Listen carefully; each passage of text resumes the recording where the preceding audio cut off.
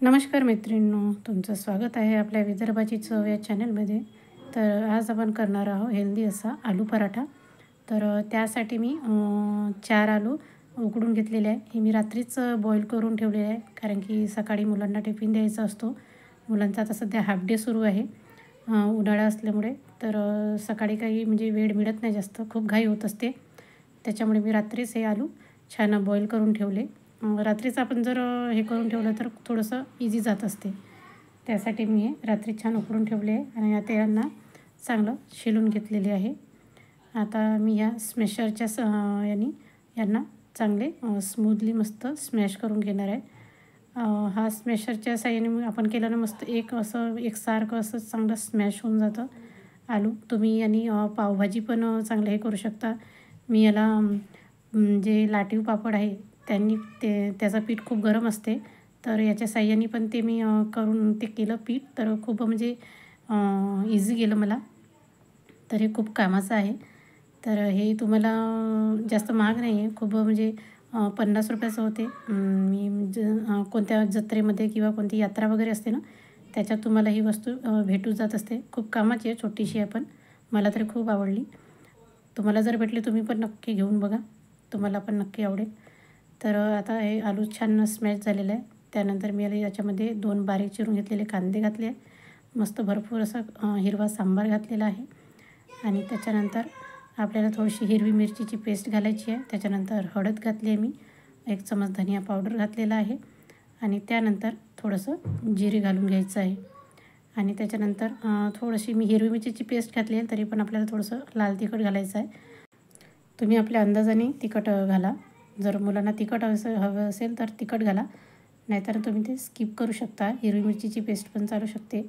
तर मी चवीनुसार मीठ घातलं, त्याच्यात थोडासा मसाला घातला आणि त्याच्यानंतर मी थोडीशी कस्तुरी मेथी थोडीशी बारीक कुस्करून घेतलेली आहे आणि आता ती घालून घेतली त्याच्यात.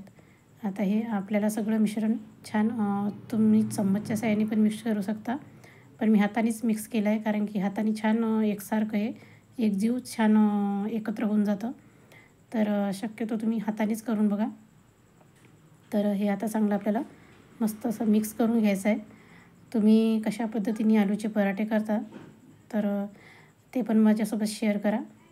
आणि ही पण इझी पद्धत आहे. आलूचे पराठे तुम्ही या पद्धतीने नक्की ट्राय करून बघा. तुम्हाला पण आवडतील, तुमच्या मुलांना पण आवडतील आणि मुलं जो आपला डबा आहे तो चटकन संपवतील.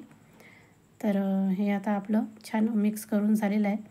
आता आपल्याला याचे छान मस्त पराठे करून घ्यायचे आहे.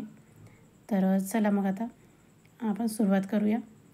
तर त्यासाठी मी कणिक मळून घेतलेली आहे. आपल्याला जेवढी म्हणजे पराठ्यासाठी पाहिजे तेवढी. तर आणि मीठ घेतलेलं आहे, त्याच्यात थोडंसं चवीपुरतं आणि थोडंसं तेल टाकून घेतलेलं आहे. तेल टाकल्यानंतर आता आपल्याला हे पीठ छान मळून घ्यायचं आहे, थोडं थोडं पाणी टाकून आणि चांगला असा घट्ट असा गोळा करून घ्यायचा आहे. जास्त म्हणजे ढिलं पीठ नाही पाहिजे, कारण की पराठ्याला थोडंसं टाईटच असं पीठ लागत असते. त्याच्यामुळे हे चांगलं तुम्ही मिक्स करून घ्या. आता आपल्याला पराठे करून घ्यायचे आहे.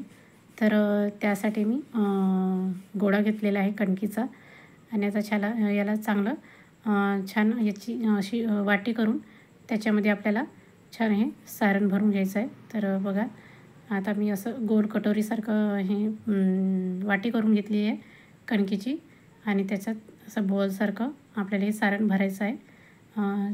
छान चांगलं असं राऊंड आपण मोदक कसा करतो त्याच्यासारखं असं छान याला पॅक करून घ्यायचं आहे आणि चांगला पराठा लाटून घ्यायचा आहे. तुम्ही दुसऱ्या पद्धतीने पण करू शकता. एक अशी पोळी लाटून त्याच्यावर तुम्ही सारण पसरवून दुसरी एक पोळी त्याच्यावर ठेवून त्याला तुम्ही तसं पण लाटू शकता. पण ही पद्धत पण सोपी आहे, काही तेवढी ही नाही आहे. सारण वगैरे काही निघत नाही याच्यात बाहेर. तर तुम्ही हळूवारपणे करा, तुम्हाला जमत नसतील तर. जे काही म्हणजे ज्यांना पराठे करता येत नाही, जे नवीन शिकणारे आहेत त्यांच्यासाठी म्हणून मी डिटेलमध्ये सांगितलेलं आहे. तर अशा पद्धती तुम्ही पराठे नक्की करून बघा. अगदी सहज होतील, सोपे होतील, टेन्शन घेण्याचं काही काम नाही आहे. तर बघा, आपला पराठा छान लाटून झालेला आहे आणि आता आपल्याला तो चांगला चारही बाजूंनी छान पातळ असा लाटून घ्यायचा आहे. आणि आता आपल्याला ताव्यावर शेकून घ्यायचं आहे. तर मी ताव्यावर तेल लावून घेतलेलं आहे. माझ्या घरी फारसं तूप वगैरे आवडत नाही, त्याच्यामुळे तूप वगैरे मी काही लावलं नाही. तुम्हाला हवं असेल तर तुम्ही तूप, बटर वगैरे टाकून त्याला शेकू शकता. तर याच्यावर मी आता पराठा टाकलेला आहे आणि गॅसची फ्लेम ही मीडियम ठेवायची आहे. खूप फुल गॅस ठेवायचा नाही. वरून थोडंसं तेल टाकून घ्या, जेणेकरून तो तव्याला चिकटणार नाही. तर बघा थोडंसं तेल कमी झालं होतं, तर माझ्या एका साईडनी चिकटलेला होता तो, पण काही हरकत नाही. तर तुम्ही आरामात करा. तर बघा आता आपल्या एक साईडनी छान खरपूस भाजून झालेला आहे. दुसऱ्या साईडनी आता आपल्याला गॅसची फ्लेम थोडीशी वाढवून घ्यायची आहे आणि चांगला 2-3 वेळा पलटवून छान खरपूस भाजून घ्यायचा आहे. खूप सुंदर होतात पराठे, आलू पराठे, आणि खूप हेल्दी पण असतात. मुलांसाठी तर अवश्य केली पाहिजे हे. तर तुम्ही पण नक्की ट्राय करून बघा. आणि तुम्हाला जर ही रेसिपी आवडली असेल तर माझ्या चॅनलला नक्की लाईक, शेअर आणि सबस्क्राईब करायला विसरू नका. तर बघा आता आपला पराठा छान म्हणजे होऊन राहिलेला आहे आणि छान दोन्ही साईडनी आता आपल्याला चांगला भाजून घेत आहोत. आता आपला पराठा बघा छान मस्त दोन्ही साईडनी मस्त भाजून झालेला आहे. तर मी आता जेवढे पराठे होते, म्हणजे मी दुसरा पण पराठा करून घेतलेला आहे, तर तो पण चांगला लाटून छान भाजून घेत आहे. हा मी सकाळीच पराठे केले. मुलांची घाई होत होती, त्याच्यामुळे घाई सगळे बनवलेले आहे. तर म्हटलं चला तुमच्यासोबत पण ही रेसिपी शेअर करावी. तर मग म्हणून मी हे तुमच्यासोबत घेऊन आली ही रेसिपी. तर तुम्ही पण नक्की ट्राय करून बघा. खूप छान होतात हे पराठे, आलू पराठे, आणि खूप हेल्दी पण असतात. या पराठ्यासोबत तुम्ही मुलांना शेजवान चटणी, टोमॅटो सॉस किंवा याची शेंगदाण्याची चटणी पण देऊ शकता. तर मुलांना जे आवडेल ते तुम्ही नक्की करून द्या. तर आता हा आपला छान दोन्ही साईडनी आपल्याला भाजून घ्यायचा आहे पराठा. आणि बघू शकता एकदम असा खरपूस मस्त असा छान भाजून झालेला आहे आपला पराठा. तर तुम्ही पण नक्की करून बघा. हा आपला मस्त असा खरपूस भाजून घेतलेला आलू पराठा बघा एक नंबर असा दिसत आहे. खायला पण खूप सुंदर झाला होता. तर चला मग, तुम्ही जर माझ्या चॅनलवर नवीन असाल तर नक्कीच सबस्क्राईब करा. आणि आता भेटूया आपल्या पुढच्या रेसिपीमध्ये. तोपर्यंत बघत राहा विदर्भाची चव. Bye bye.